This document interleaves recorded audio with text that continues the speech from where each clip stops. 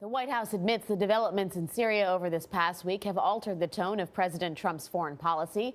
His immediate response ended up casting quite a diplomatic shadow over a long-planned summit at Mar-a-Lago with Chinese President Xi Jinping. White House correspondent Margaret Brennan is in Palm Beach. Margaret, good morning.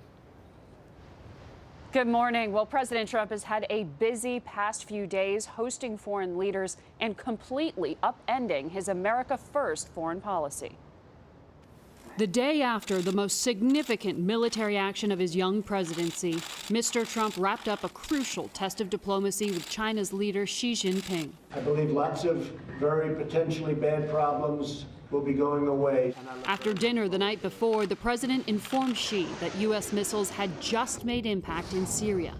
The decision to intervene in Syria's brutal six-year war seemed a sharp departure from the America First policy outlined by President Trump on Inauguration Day. We do not seek to impose our way of life on anyone. Secretary of State Rex Tillerson said that the strike does not signal a new U.S. offensive in Syria, where there are already nearly 1,000 U.S. operators fighting ISIS. But at the UN on Friday, Ambassador Nikki Haley said it should be seen as a warning. We are prepared to do more, but we hope that will not be necessary. Where do we go from here? Republican Senator Lindsey Graham said strikes are not enough and that Mr. Trump needs a long-term strategy. Well, in the early stages, I'm glad they did it. It was a resetting moment. It was a wonderful signal to send, but it's got to be followed up. And in Palm Beach, President Trump's policy on how to rein in nuclear-armed North Korea appeared to be starting to take shape.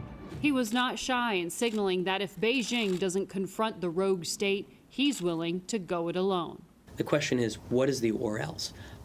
Military action on the Korean Peninsula risks another war. Analyst Evan Medeiros worked on China policy at the Obama White House. The challenge is that North Korea under Kim Jong-un has been doing this for a while. It hasn't seemed to have persuaded China to do more. So I think this is going to be a real challenge and a real test for the Trump administration.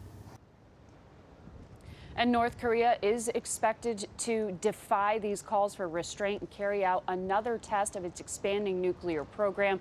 The Trump administration is preparing another round of sanctions and a plan for President Trump to soon visit the region. Anthony? Margaret Brennan, thank you, Margaret.